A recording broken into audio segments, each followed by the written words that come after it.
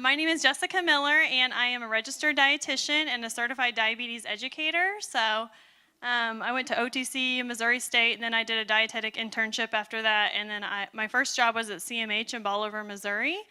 So I did diabetes education there for about 6 years, saw patients with elevated lipids, newly diagnosed diabetes, patients that were wanting to have the lap band surgery, and did outpatient counseling and inpatient counseling for those types of populations.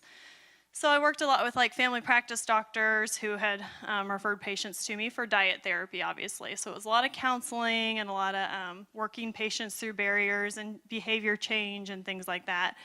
Then I started to move a little bit over more to the clinical side, so in the hospital, but that really wasn't my niche, I don't think, because I was going in to see patients that had just had amputations from diabetes, and it was just hard to find ways to motivate people like in those instances. They'd be like, go in there and tell them what to eat so that doesn't happen again. I'm like, I feel like there was a lot more psychological stuff that was kind of beyond my scope in that, and it just wasn't really in an area I wanted to be. So that's where I moved kind of into a whole completely different world. I work in the world of retail dietetics, if you will. So I'm a corporate dietitian for Pyramid Foods. Does anybody know what Pyramid Foods is? Company? Well, we own 48 grocery stores in Missouri, Oklahoma, and Kansas. So retail dietitians are a new thing.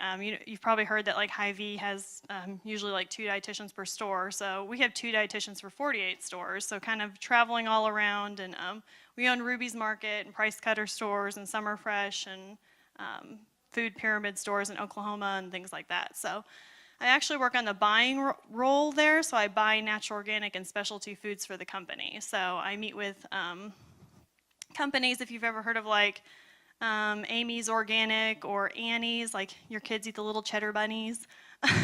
Like I'll sit down with those companies and buy their product and talk about their product, and they've sent me to some different plants and things to learn about how the products are made and just things like that. So it's a very interesting job. But so today in the world of nutrition, there's so many things. So when Rachel was asking me to talk, I'm like, well, what do you want me to talk about? Because there's like 1,000 things, right? Grains, vitamins, minerals. You could talk about disease states. You could talk about fiber. I mean, there's a presentation you could do for everything. But this one, I think, kind of relates to all of us, because who doesn't like sweets?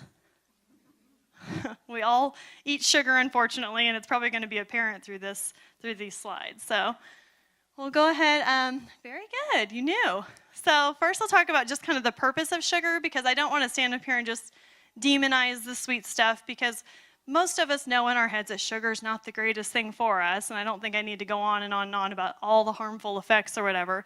But there are a lot of good purposes to sugar and a lot of things that we need sugar for. So if you attended, that's the last bullet point there, but if you attended Jan's presentation on fermentation, you have to have sugar when you ferment things. So all that good bacteria, those probiotics and prebiotics and things like that, doesn't happen without the support of sugar.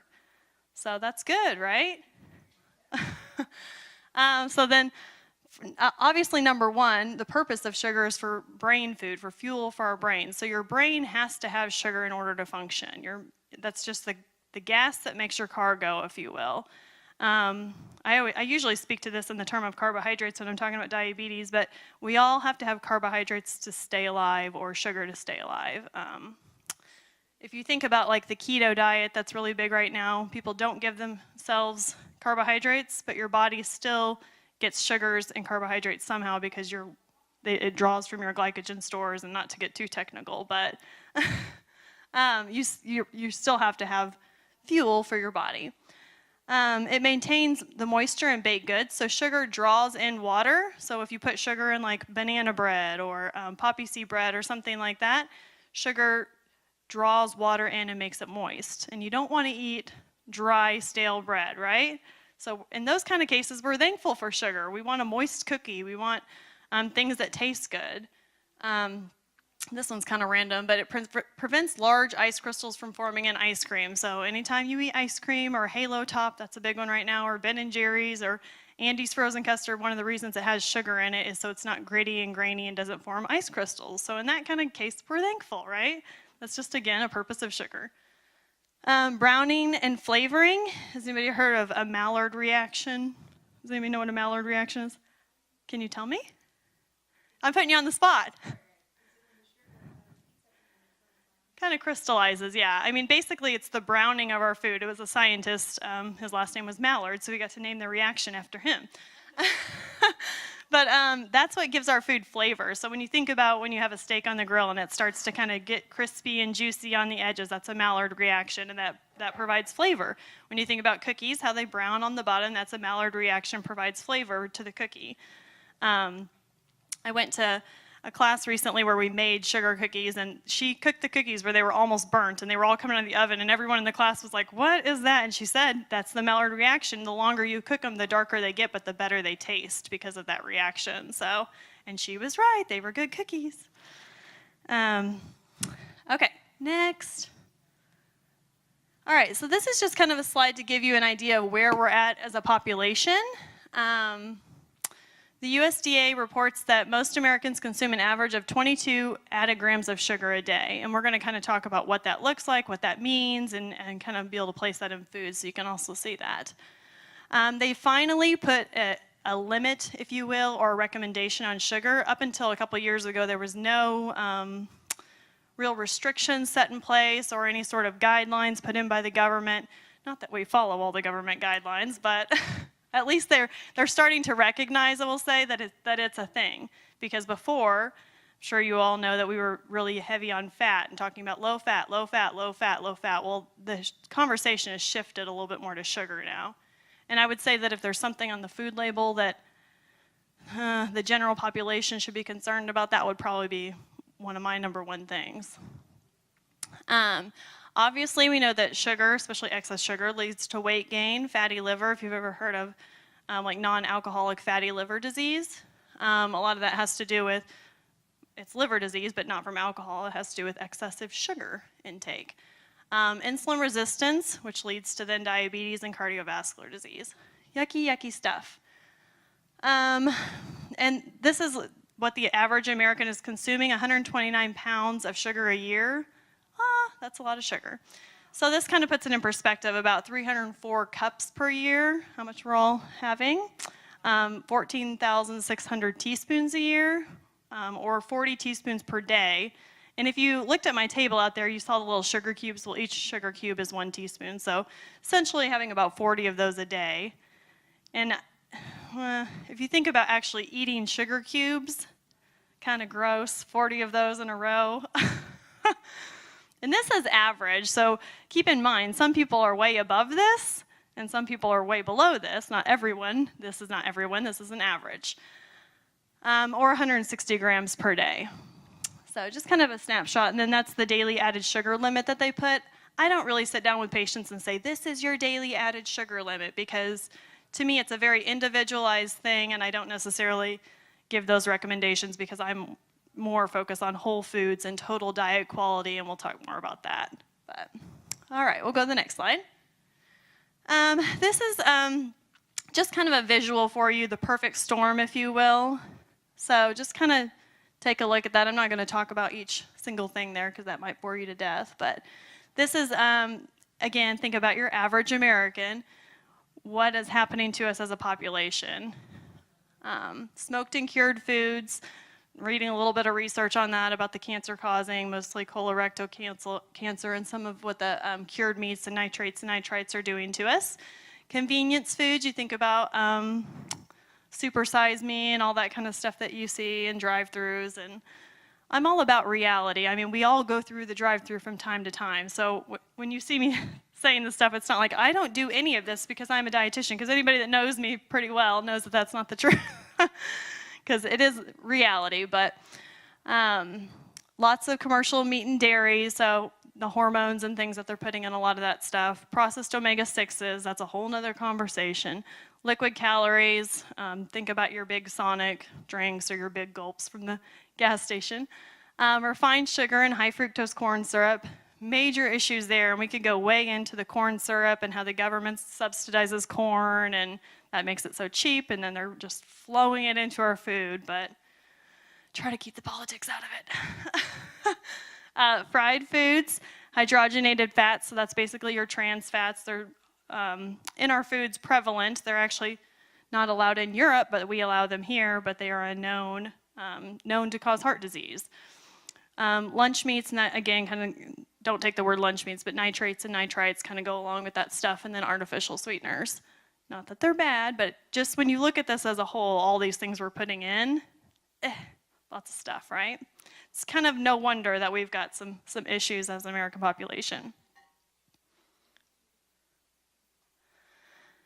Oh, this is just a little funny. I try to eat healthy. I never sprinkle salt on my ice cream. I only eat decaffeinated pizza, and my beer is 100% fat-free. So that's kind of sometimes your typical patient.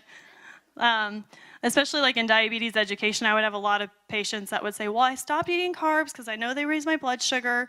I'm like, okay, well, let's talk about your diet. What'd you have for breakfast this morning? Well, I went through McDonald's and got a sausage, egg, cheese McMuffin, but I normally don't do that. I'm like, well, you just had carbs and you just told me you stopped eating carbs. So it's just kind of interesting what people can kind of get in their heads. But anyway.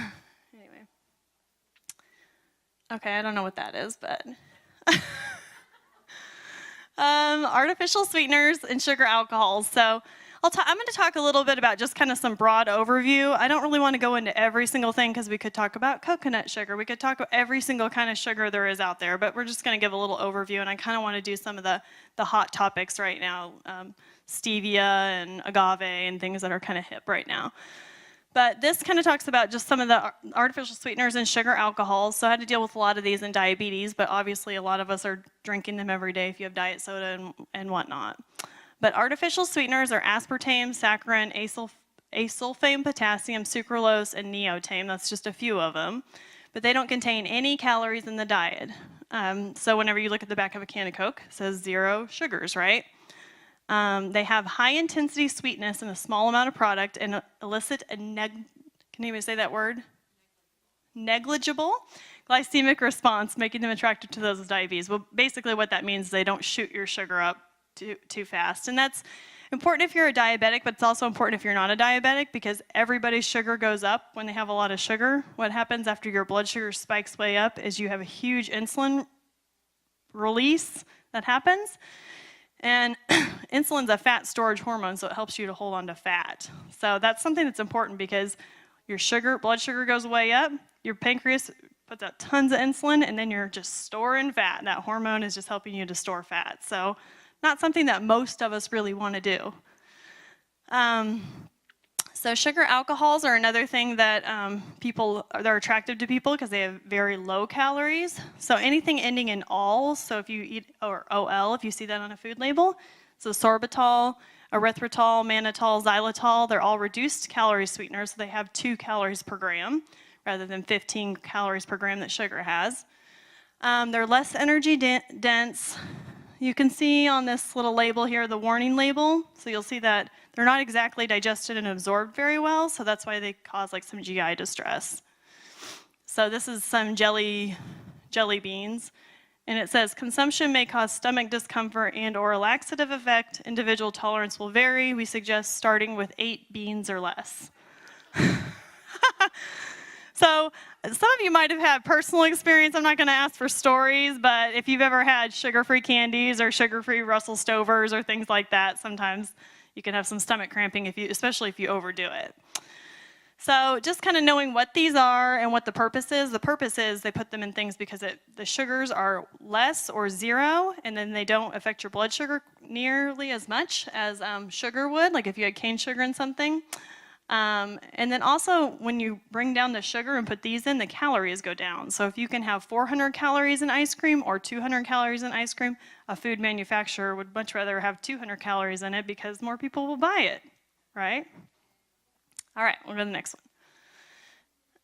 So we'll talk a little bit about stevia. This is just the new kid on the block, so it's kind of hip and fancy and like sexy. I don't know if you can say that, but right now. But it was generally recognized as safe by the FDA in 2008, so it's pretty new. Generally recognized as safe just basically means that the FDA said we can't really find anything super wrong with it, so we're gonna approve it. You can use it in food now. Take that for what you will, because obviously these are all very new. We don't have long-term studies, right? And if we do have studies, they're on rats and they're being fed 15,000 times what a human would be fed. So anyway, 200 to 350 times sweeter than table sugar. So you have to use a lot less of this, and it makes foods a lot sweeter. So that's attractive to people. You have to put, if you have coffee, you could put 20 packets of sugar in or a half a packet of stevia and get the same sweetness. So that's attractive, especially when it doesn't have calories. It's an antioxidant-rich plant, so that's one thing we like about stevia. There's antioxidants in it. In cane sugar, there's not antioxidants. So this is a good thing for us. It's considered natural, so people like that too. Take that for what you will. The FDA hasn't defined the term natural, so you can basically slap the word natural on any food product anywhere and say it's natural, but there's no laws, I guess you could say, that they have to follow to put that on a product. Any questions so far? You guys are so quiet. And then I just wanted to put that, this is the recommended dietary intake or adequate dietary intake, because you kind of wonder about some of these things. They're so new. How much can I have? What's the limit, if you will? But this is the limit, so I just put that on there for a reference, because I just kind of like that stuff. But it would be like the equivalent of a 150-pound person consuming 40 packets of tabletop stevia sweetener daily. So that's like the recommended amount. So if you're using more than 40 packets, don't. That's a lot, and that's a lot of sweets. And this is so intensely sweet too. One thing that we also like about stevia is it doesn't have any calories. That's a good thing for a lot of us, because calories,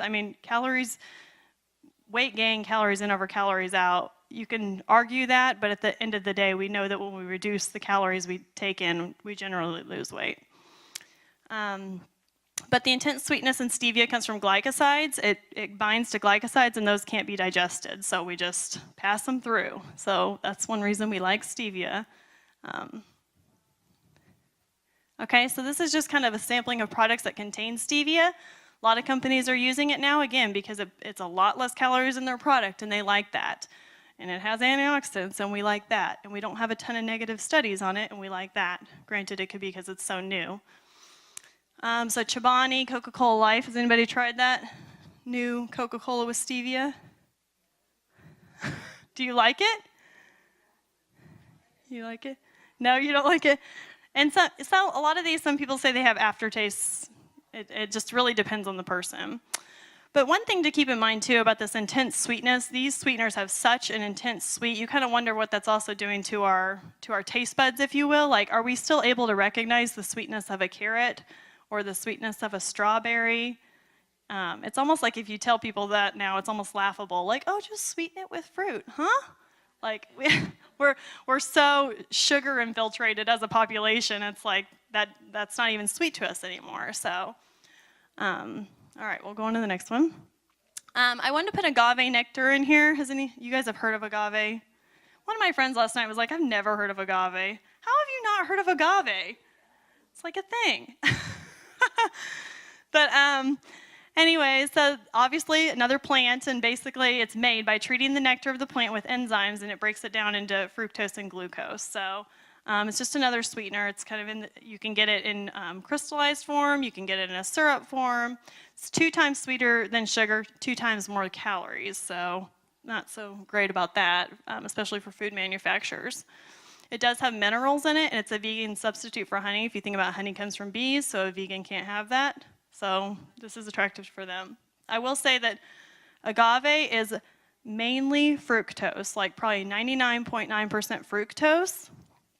And one thing about fructose is the only way I'm going to try to make this simple, but the only way you can metabolize it is when you eat agave nectar, it goes straight to your liver, and your liver makes triglycerides with whatever, it'll store some as energy, so glycogen, and the rest gets converted into triglycerides, which I shouldn't say cause heart disease, but can contribute to heart disease. So fructose is kind of one that I shouldn't say want to stay away from, but I would save your fructose for fruit, because if you're having it in fruit, you're getting fiber, you're getting vitamins, you're getting antioxidants, you're getting a lot of benefit from that, and you're not getting any benefit from agave other than calories. It's kind of complicated, but the science behind it, but okay. Monk fruit sweetener. Where do we think it gets its name? Yes, from the monks. It was used in the 13th century, so we don't have a ton of studies on monk fruit sweetener, but it was used in the 13th century by the monks, and we don't have any negative studies on it, so that's a good thing. One nice part about monk fruit sweetener has no calories. It is a lot sweeter than sugar. It's very expensive to make and expensive to import, so although these are great and they sound awesome, like I'm going to start using monk fruit in all my stuff because the Buddhist monks used it a long time ago. It must be safe. It's an amazing substance, but it's really expensive if you buy monk fruit sweetener. I mean, like probably $9 for a little package. And then you don't know necessarily how it bakes in cookies unless you try it and ruin your cookies. So anyway, but it does have antioxidants in it as well, so that's a good thing. But again, these are new kids on the block. I go to a lot of food shows. When you walk around food shows, they have all the new products. So they have tables and tables of monk fruit and the actual fruit sitting on the table and want to teach you all about it. And it's pretty cool, but sometimes practical application when you come back and kids, let's make cookies with monk fruit. I don't know. Date sugar. So that's another sweetener that's really popular right now. One nice part about it has a lot of minerals in it. You guys are probably familiar with it from the Date Lady. Anybody know the Date Lady? I just met her. But anyway, so basically what they do is grind the dates down, turn them into a powder form, and it's got potassium, calcium, antioxidants, 500 to 600 times sweeter than table sugar, but it does have calories. Very sweet stuff, but the nice part is when you're using that, you're getting the benefit of the minerals. You just have to kind of do your research on some of these because date sugar doesn't melt, so there's only certain things you can use it in. You can't really bake with it very well. But. See, I had a slide transition here. It didn't really work out. These are going to be images, so my transitions aren't going to work, right? It's unfortunate for you because that little thing spun around and then plopped on the screen.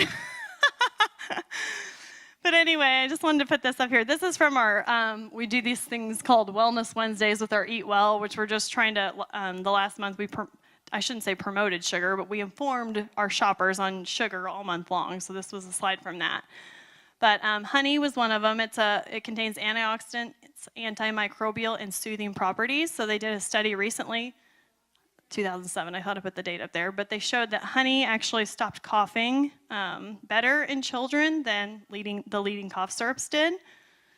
So that's something that's interesting. And the color and varying antioxidant properties depend on the flowers that it came from. So if you see a darker honey, it's because I didn't know any of this. Am I just like behind the curve? But I didn't realize any of this. It depends on which flowers. And it was all making sense because when I see clover honey, I'm like, oh, it's from clover. But anyway, I'm a little late to the party, I guess. But and then maple syrup, I just wanted to mention that one because that's very similar to honey as far as they have about the same amount of calories, about the same amount of carbohydrates. The only real differences are that honey has a few more vitamins and maple syrup has a few more minerals. So something I was reading and said, well, if your goal is to get more vitamins, use honey. If your goal is to get more minerals, I think that they're both pretty great to use. Obviously, I say the word natural, but you guys know what I mean by that. It comes from a tree, comes from a bee. I like things that I know where they came from, and I know how they were processed. All right. See, you weren't supposed to see any of the grams yet, but we'll go through this. So I just wanted to kind of put some slides up here to give you some idea of like leading products and what you might be consuming and how many grams of sugar in them. And okay. Does anybody got a calculator? Obviously you have a phone, because I'm going to have somebody do all my calculations for me. So one way that you will convert these grams to make sense in your mind into teaspoons, because when I say Minute Maid has 48 grams of sugar, to me that doesn't really mean much because I don't necessarily know what a gram looks like. I think I saw those things in elementary, kind of on a scale or something, what they looked like. But so what you would do is divide that 48 divided by 4 for the Minute Maid, and that's how many teaspoons you have. 12. So 12 teaspoons in the Minute Maid orange juice. So again, if you think about those sugar cubes, that's 12 of those. So not saying don't drink orange juice, it's terrible, it's full of sugar, but it does have sugar in it. Just be aware of that. One thing that they are starting a new food label, it was supposed to be mandated under Obama, but they put a extension on it. They are going to start putting on the food label where it says added sugars, so you'll know how much sugar was actually added to the product, because right now it's just says sugars, and you don't know if is that from the orange, or did they put sugar in it on top of the orange? Does that make sense? So they're kind of dragging their feet because they're like, well, every product label will have to change, but I think it's a good thing, right? I put the Belvita, if you can see that, those are marketed as like a breakfast. Eat these for breakfast. Has anybody ever had them? I don't think I've even had them. Are they good? And okay, not terrible. 14 grams of sugar, could be worse, but only 4 grams of protein. So if you think about that for breakfast, you can have an egg that I think is 7 grams of protein, and 0 grams of sugar in an egg. So hard-boiled egg, or those where you're getting hardly any protein and a lot of sugar. I did put Quest bars up because if you look at a Quest bar, has anybody had a Quest bar? Kind of chewy. They're okay, a little chewy. But they have 0 grams of sugar. So, I mean, the company's marketing this like 0 grams of sugar. It's amazing. It's great. Okay, yeah, but it's got 6 grams of sugar alcohol. If you remember, sugar alcohol goes through us really fast. And then it's also got 16 grams of fiber. And we know what fiber does to our GI tract, which is a good thing. But Quest, if you kind of see where I'm going with this. If you're eating a lot of Quest bars, you might be on the potty. Can of Coke, 44 grams. Doesn't even know the teaspoons of that. 11 teaspoons, and that's just a 12-ounce cup. So I think we all know this, that Coke has a lot, right? I mean, we could go really into the Diet Coke. Well, it's got 0 grams, but it's got aspartame. And keep in mind that there are certain populations that if you are a diabetic and you drink regular Coke, that's going to spike your sugar through the roof. You have to inject insulin and have all these really bad side effects. Maybe I would rather you have Diet Coke. So just kind of keep in mind there's certain populations that I would recommend different things for. But vitamin water, just got to point this out because Jeremy just got it for my son at the gas station the other day, like 2 days ago. And I said, that's actually my presentation. Let me show you. So, but one thing obviously, this is so tricky of these companies because vitamin water, he thinks it's healthy. He thinks it's good for my son, who's almost 5. But 32 grams of sugar, so how many teaspoons is that? 18?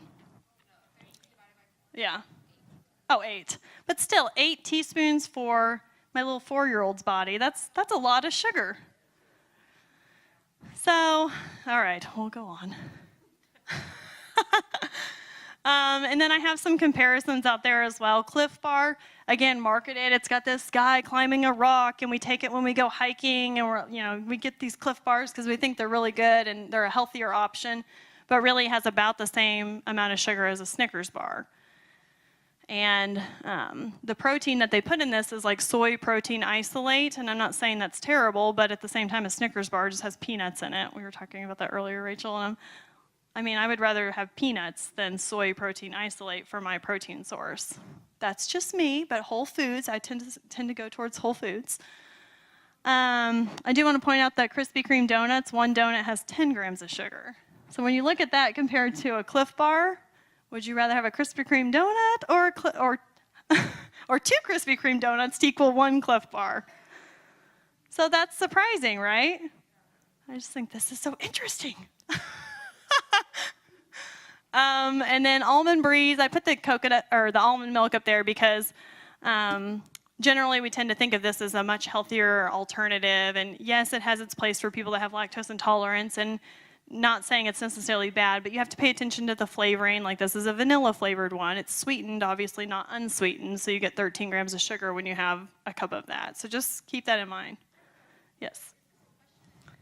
Yes, we're cash. We're cash.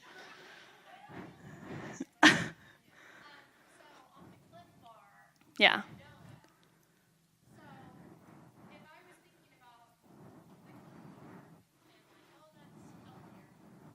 So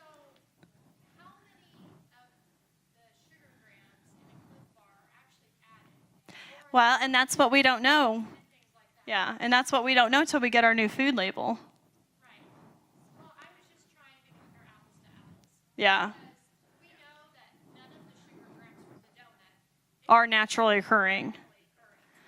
Yeah, and this might get a little bit technical, but keep in mind, like, if you think about carbohydrates as like the main like this is like the head carbohydrates. What is in a carbohydrate? Starches are considered carbs, sugars are considered carbs, fiber is actually a carbohydrate. So if you're eating something that's really healthy, or you think it's really healthy, it's got tons of fiber in it, it's also going to have tons of carbs. If you think about beans, and carbs turn into sugar in your body after. So there's lots of things to consider when. Is that technical? You look confused. But yeah, I know what you're saying. And the frustrating part is you don't necessarily know when you're looking at a label what sugars are coming from where. Like in milk, is it coming from the lactose in milk or is it coming from something they added? If it's chocolate milk, you don't know what grams are from the chocolate they added or what grams are from the actual lactose.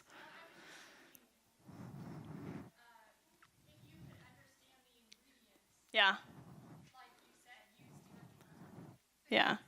then it would be more likely that the sugars would be coming from a natural form Yeah. than And the ingredient list is very important as well. That's probably the two big things I would look at, like sugar, fiber, and the ingredient list, because the nutrition facts label doesn't tell you the whole story by any means. Noosa yogurt. Esther's really depressed about this one. Noosa, who's had Noosa? It's so good. It tastes like ice cream almost. But 27 grams of sugar, so divide that by 4. Who's got their calculator out?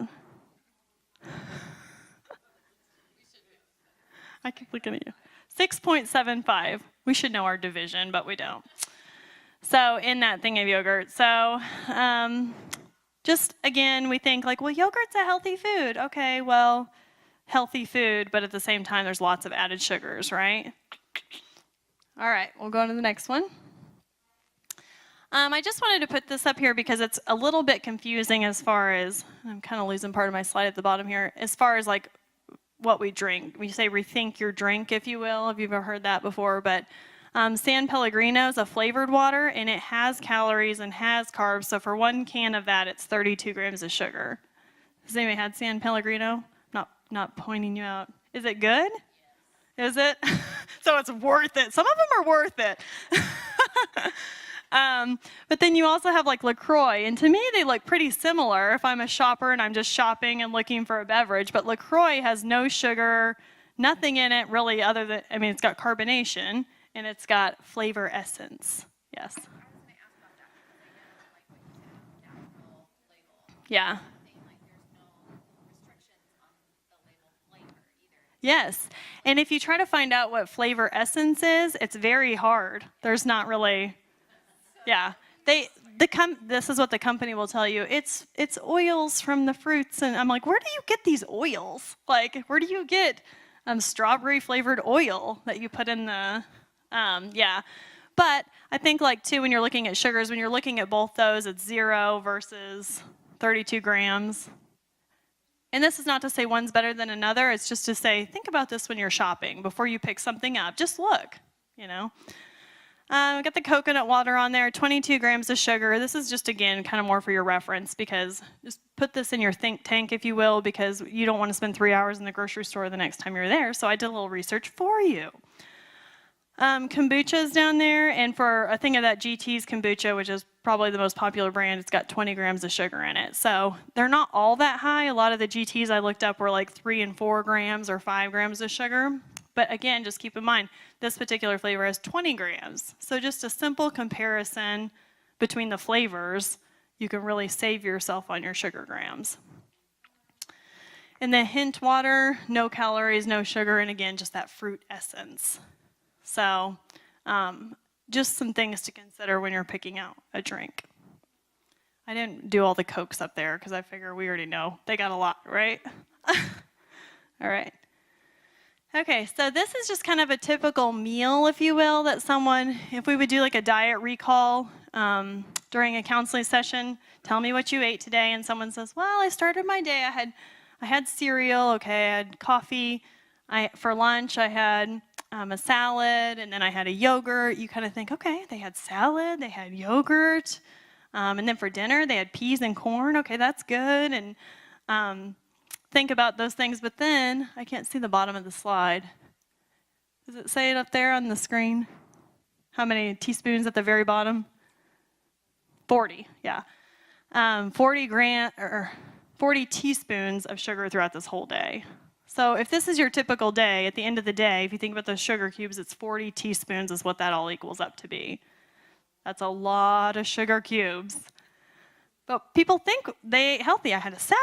I don't know why I'm gaining weight. I had a Cliff Bar. I was, getting my protein in with my protein bar. I had my yogurt. And imagine just little simple swaps, like if they used the Noosa yogurt, that would up it even more. So just to kind of give you an example of a typical day, how it all adds up. Barbecue sauce is a real big one. All right. I'm not going to read off all these. I just wanted to put it up there so you guys could see. Other names of sugar, so these are things that you're looking at on a food label. And really, it's no wonder that some of us are confused. Like, look at this bottom, Muscovado, Panela. I mean, we don't even know what that is, so it's really hard to stay informed as a shopper. We see that one in the middle that says ending in os. We know that that's sugar alcohols now. All right, we'll go to the next one. And this is, again, kind of another thing to look for. High fructose corn syrup. Let's try to stay away from that if we can. Go to the next one. Okay, I don't know that I'll talk about all these too much, but so now tools to reduce your sugar. What are ways that what can we do now? We already know we're eating way too much of it. We know it's in everything. It's hiding, all sorts of things. So I put up there buy plain yogurt and plain oatmeal. Wah, wah. That's not very fun, is it? But we know the health benefits of honey and maple syrup. So if you think about how many teaspoons are in some of those yogurts we were looking at, but if you just put some blueberries on the top and drizzle a little honey, guarantee you won't notice the difference in the sweetness. Again, we kind of have to retrain ourselves to remember what is sweet, what is, what's overly sweet. Don't mess up your taste for sweet. Use herbs and spices. That's another tip, if you will, because I noticed by the tea out there, there's a thing of brown sugar next to the tea. But there was also orange slices. So with your tea, just put some of those orange slices in it instead of the sugar, and it kind of takes on a whole other flavor. Those aren't herbs or spices, but you get the point, right? Infused waters and things like that. Rethink your drink. So we kind of talked about some of the drinks a little bit. This is just a rule that we use for some people with diabetes, 80-20, but it can be used for other people. 80% of the time consume foods in their natural form without added sweeteners and non-nutritive sweeteners, and then 20% of the time, again, more for diabetics, that's when you would use some of your Diet Coke or things like that. If it's something that a person can't live without, in small moderation, 20% of the time, we'll allow them to have that. All right. And then, again, this is just a little bit of a comparison in your yogurts. Has anybody had that Oikos 000? I'm becoming like a walking advertisement for them. It's so good. So only 7 grams of sugar in that one, but they use stevia, so that's why it's so low in sugar. There's a little cane sugar in there, but not much. But the Yoplait, that's one that's really popular all over the shelves, 26 grams. Those are little, too. And then 21 grams for the Chobani. But again, I feel like some of these have kind of healthier for you, like healthy attributes, if you will. Like to me, if I'm eating Chobani yogurt, that seems a little bit healthier, right? I'm having Chobani. Am I the only one that thinks that? It just sounds better. I only eat Chobani yogurt. But it's pretty high when you compare those. Stubbs is on there. I had a meeting with them yesterday, actually. Mr. Stubb is going to come make my office some barbecue in July. But anyway, so you can kind of compare that 2 tablespoons, and the Kraft one is 13 grams versus 2 tablespoons of the original is 4 grams of sugar. So again, little small comparisons. You don't have to completely get sugar out of your diet or everything has to taste like cardboard. You're just comparing your labels. I always think the bars are crazy because you just go down that bar aisle, and there's just sugar crazy in those things. But I love Kind bars. Who's a Kind fan? So good. Only 5 grams of sugar for that particular variety. And then again, your Cliff. I'm just throwing Cliff under the bus today, but 23 grams for that one. So again, small comparison. I think the Cliff tastes better, or the Kind tastes better because I like the nuts, and who doesn't like something drizzled in chocolate? And then you've got your oatmeal, and that's 1 gram for the original, and then 12 grams, and that's for 1 packet. My kids are getting so big now, they want 2 packets at a time. So then that's 24, so it's something we definitely need to get away from. All right. Okay, so kind of where we go from here is just restoring the balance. I definitely don't want this to be like you need to single out this one ingredient or nutrient, if you will, in your diet and stay away from that and only get this. I mean, really, you need to think about your food in the overall, your overall total diet quality, I guess you should say. What does your quality of your diet look like overall? So this is how we can kind of restore the balance as a population. And this is what I always try to get people back to, because we just get into, well, am I supposed to be doing low carb? Am I supposed to be doing keto? Am I supposed to be doing gluten-free? Am I supposed to be doing, what am I supposed to do? Can I have soy? Can I not have soy? Like, there's so many things, and really you have to sit down and read all these research studies on every single thing, and we don't always have the time to do that. But we all know that, has anybody read anything that's bad about vegetables? Has anybody ever said, don't eat your vegetables? We know that eating lots of veggies is a good thing. We know that movement is a good thing, right? Moving our bodies. A body in motion stays in motion. A body at rest stays at rest. Nuts and seeds, chia seeds, flax. I mean, all that stuff's so good. Herbs and spices, kind of reducing the sodium in that way and flavoring your foods with more herbs and spices. Chia and flax, vitamin D is really big right now, and whether you supplement or we get with the sun that we might see one day again. Garlic and onion, really good health benefits to a lot of those things coming out, great studies.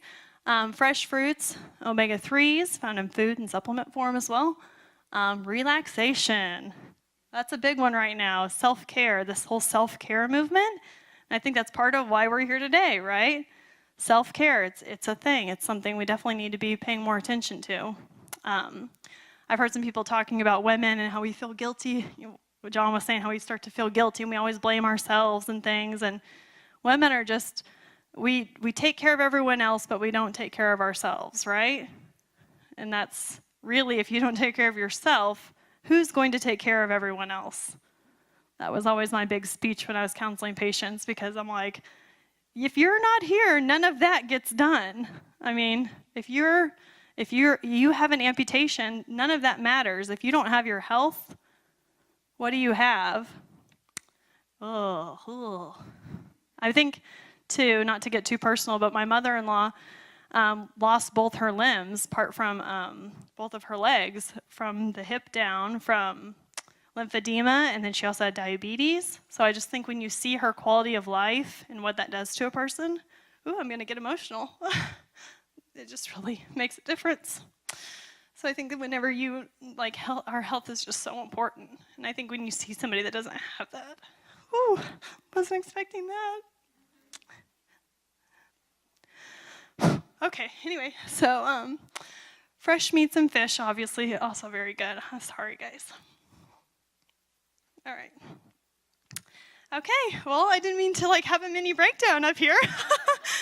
But I think that when you know why you're passionate about something, I think that that's important, and it's so important. So I hope you guys learned something today, and I hope that we just think a little bit more. I'm not asking you to completely change everything you're doing tomorrow, but if you just do a simple comparison or maybe think twice about what you drink or what you put in your body, that I will be happy with that. Thank you.